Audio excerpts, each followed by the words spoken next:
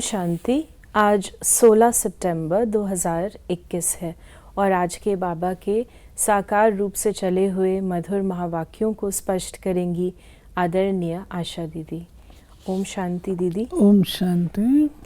बाबा ने कहा, मीठे बच्चे, बेहद का बाप इस बेहद की महफिल में गरीब बच्चों को गोद लेने के लिए आए हैं। उन्हें देवताओं की महफिल में आने की ज़रूरत नहीं। बाबा का टाइटल नहीं है गरीब निवास। बाबा का टाइटल है ही नहीं देवता निवास। गरीब निवास तो कहाँ आएगा, गरीबों की महफिल में आएगा। और जो बाबा का कर्तव्य है वो क्या है कि जो बिल्कुल निर्धन हो जाते हैं, गरीब हो जाते हैं, उनको संपत्तिवान बनाना। तो देवताएं तो ऑलरेडी संपत्तिवान हैं, देवताएं तो ऑलरेडी बहुत भरपूर हैं। लेकिन कलयुग के अंत में बच्चे निर्धन हो जाते हैं। तो बाबा आकर के अपने इन बच्चों की महफिल में आता है, उनको अपनी पहचान देता है, अपना बनाता है और संपत्तिवान बनाता है। प्रश्न है, बच्चों को कौन सा दिन बड़े ही धूमधाम से मनाना चाहिए? जिस दिन मरजीवा जन्म हुआ, बाप में निश्चय हुआ, वो दिन बड़े ही धूमधाम से मनाना चाहिए। वही तुम्हारे लिए जन्माष्टमी है। अगर अपना मरजीवा जन्मदिन मनाएंगे तो बुद्धि में याद रहेगा कि हमने पुरानी दुनिया से किनारा कर लिया, हम बाबा के बन गए, अर्थात वर्षे के अधिकारी बन गए। ये बाबा कहते हैं कि यादगार होता है। ऐसे हम अपना लौकिक बर्थडे मनाते हैं, वो तो पुरानी कलयुगी दुनिया का है। और एक अच्छी बात ये है, वो बर्थडे मनाते हैं, दिनों दिन ओल्ड होते जाते हैं, शरीर पुराना होता जाता है। लेकिन ये जो मरजीवा जन्म मनाते हैं, इसमें आत्मा हमारी दिनों दिन नवीन बनती जाती है, जो न्यूनेस आती जाती है, एनर्जी आती जाती है, शक्ति आती जाती है। वहाँ पर हम लोग नीचे आते जाते हैं, यहाँ हम ऊपर चढ़ते जाते हैं। इसलिए बाबा कहते हैं इसको मनाना चाहिए। गीत है, महफिल में जल उठी क्षमा। गीत, कविताएं, भजन, वेद, शास्त्र, उपनिषद, देवताओं की महिमा आदि तुम भारतवासी बच्चे बहुत ही सुनते आए हो। अभी तुमको समझ मिली है कि ये सृष्टि का चक्र कैसे फिरता है। पास्ट को भी बच्चों ने जाना है, प्रेजेंट दुनिया का क्या है वो भी देख रहे हो, वो भी प्रैक्टिकल में अनुभव किया है। बाकी जो कुछ होना है सो अभी प्रैक्टिकल में अनुभव नहीं किया है। फिर बाबा ने कहा, बाप महफिल में क्या देते हैं?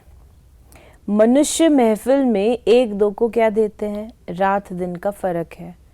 बाप जैसे हलवा खिलाते हैं और वो सस्ते से सस्ती वस्तु चने खिलाते हैं। ये बाबा कहते हैं कि देखो, वो लोग क्या खिलाएंगे और बाप तुम्हें क्या खिलाता है। तो ये कोई वस्तु की बात बाबा ने नहीं कही है, कोई हलवे उसकी बात नहीं कही है। लेकिन जब बाबा हमारी महफिल में आता है तो तरोताज़गी की चीज़, शक्ति चीज़, जिसको खुराक कहते हैं, ऐसी चीज़ बाबा हमको देता है जिसमें आत्मा में शक्ति भर जाती है।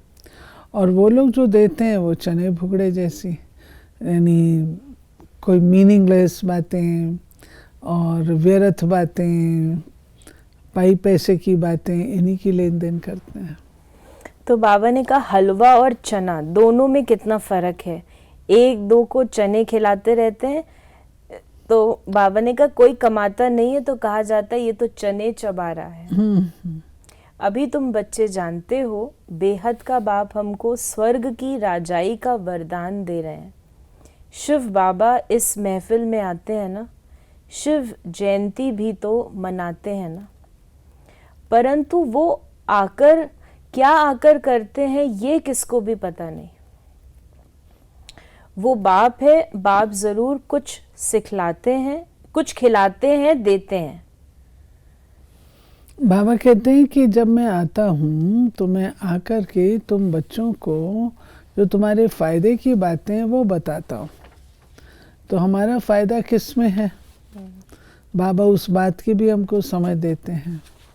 तो बाबा कहते हैं कि इसलिए जो मैं सुनाता हूँ वो तुम्हारे बहुत काम की चीज़ें हैं, उन पर अमल करना चाहिए। फिर बाबा ने कहा कि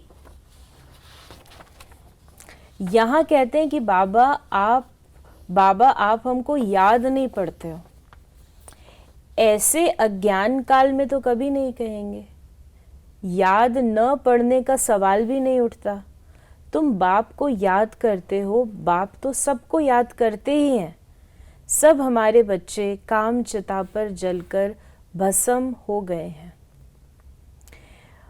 सब आत्माएं परमात्मा बाप के बच्चे हैं। बाप भी जब शरीर में आते हैं तब कहते हैं ये सब आत्माएं हमारे बच्चे हैं, काम चिता पर चढ़ भस्मीभूत तमो प्रधान हो पड़े हैं। भारतवासी कितने आयरन एजड हो गए हैं। ये बाबा ने हमको कंपैरिजन बताया, कहाँ तुम देवता थे तो क्या थे, और जिस समय तुम आकर के कलयुग में पड़े हो तो बिल्कुल भस्मीभूत हो गए। क्यों भस्मीभूत हो गए? क्योंकि तुम 5 विकारों के चंगुल में आए हो। बाबा ने कहा बच्चे जानते हैं हम गोरे से सावरे कैसे बनते हैं। सारे 84 जन्मों की हिस्ट्री ज्योग्राफी नटशल में बुद्धि में है। इस समय तुम जानते हो कोई 5-6 वर्ष से लेकर अपनी बायोग्राफी जानते हैं, नंबरवार बुद्धि अनुसार। हर एक अपने पास्ट बायोग्राफी को भी जानते हैं, हमने क्या क्या बुरा काम किया। मोटी मोटी बातें तो बताई जाती हैं, हमने क्या क्या किया। आगे जन्म की तो बता ही नहीं सकते। तो बाबा ने कहा घर जाने के लिए मैं तुमको मत देता हूँ, इसलिए बाप कहते हैं कि ये नॉलेज सब धर्म वालों के लिए है। ये इसमें एक बात जो बाबा ने कही ना कि जन्म की बात जो याद रहती है, ये बाबा हम सब बच्चों से हमारी जीवन कहानी लिखवाते थे कि आपने इस जन्म में क्या क्या किया। और बाबा कहते हैं छोटी सी आयु से याद तो रहता है,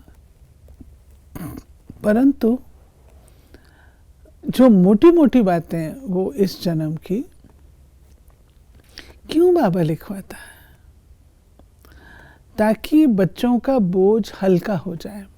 बाबा को लिख करके दे दिया, फिनिश हो गया, वो बोझ हल्का हो जाए। वो फिर बाबा कहते हैं तुम बच्चों को अपने ऊपर रखने की ज़रूरत नहीं है, चिंतन करने की ज़रूरत नहीं, दे दी, फिनिश। जब क्लीन हो जाता है तब आत्मा शिव बाबा को अच्छी तरह से याद कर सकती है। जो बाबा कहता है आधा माफ़ हो जाता है, तो आधा माफ़ इस रूप से नहीं होता है, परंतु आपकी कॉन्शियस लाइट हो जाती है। उस हिसाब से बाबा कहते हैं आधा माफ़ हो जाता है। तो घर जाने की तभी आपको एक कहें इच्छा उत्पन्न होती है कि हम वापस घर जाएं।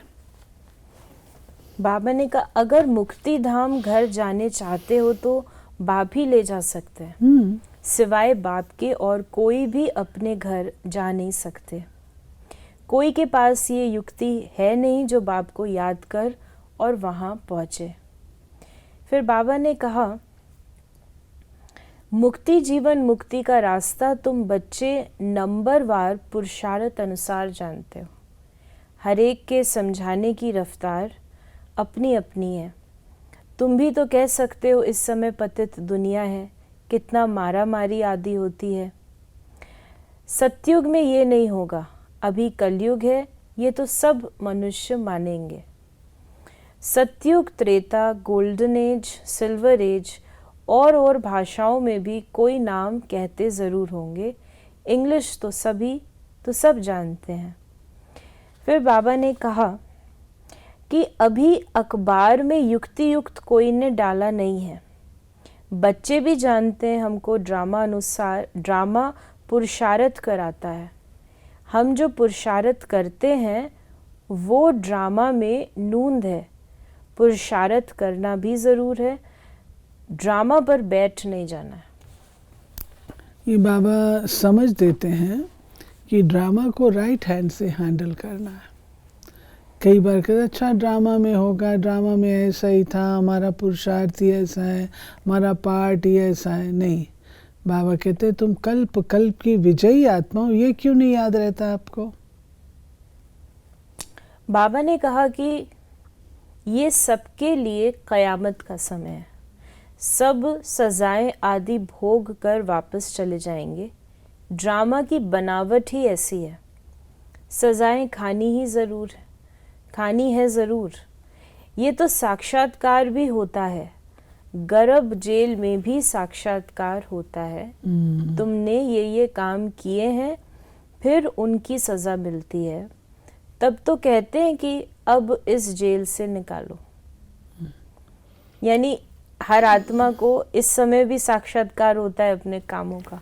ये तो बाबा कहता है ना कि जो आत्माएं गर्भ जेल में होती हैं तो एक तरीके की सज़ा है ना, सज़ा है। आत्मा बाहर निकलना चाहती है, निकल नहीं पा रही है, कितनी ज़बरदस्त सज़ा है। तो इसलिए वो कहते हैं हमको निकालो। बाबा कहते हैं साक्षात्कार कराता हूँ, देखो ये क्या किया तुमने। फिर बाबा ने कहा कि अभी फिर मैं राय देता हूँ, मुझे याद करो तो विकर्म विनाश होंगे, फिर तुम मुक्ति जीवन मुक्ति धाम में चले जाएंगे। बाबा ने ये भी कहा कि अब बाप समझाते हैं बच्चे मुझे याद करो तो खाद निकल जाएगी, ये तुम्हारे अक्षर बहुत मानेंगे।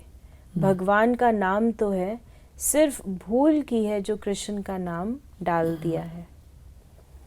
वरदान है, अपनी श्रेष्ठता द्वारा नवीनता का झंडा लहराने वाले शक्ति स्वरूप भव। अभी समय प्रमाण, समीपता के प्रमाण, शक्ति रूप का प्रभाव जब दूसरों पर डालेंगे तब अंतिम प्रत्यक्षता समीप ला सकेंगे। जैसे स्नेह और सहयोग को प्रत्यक्ष किया है, ऐसे सर्विस के आईने में शक्ति रूप का अनुभव कराओ। जब अपनी श्रेष्ठता द्वारा शक्ति रूप की नवीनता का झंडा लहराएंगे तब प्रत्यक्षता होगी। अपने शक्ति स्वरूप से सर्वशक्तिवान बाप का साक्षात्कार कराओ।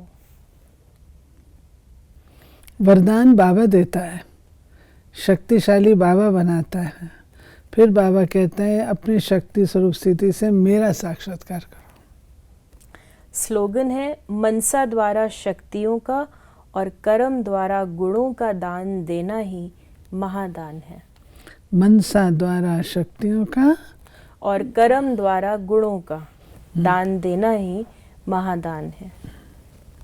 तो ये थे बाबा के आज के महावाक्यों का स्पष्टीकरण। यदि आपके मन में भी कोई सवाल है तो आप व्हाट्सएप करें या मैसेज करें 8826599309 पर, और हम आपके प्रश्नों का उत्तर प्रश्नोत्तरी कार्यक्रम में लेने का प्रयास अवश्य करेंगे। ओम शांति।